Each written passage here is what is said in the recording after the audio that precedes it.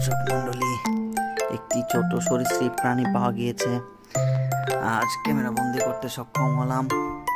এই যে সরীসৃপ প্রাণীটি, দেখুন বিছানা দিয়ে টুক টুক টুক টুক করে তাকিয়ে আছে।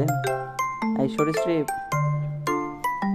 শেহনাজ, শেহনাজ, এই সরীসৃপ।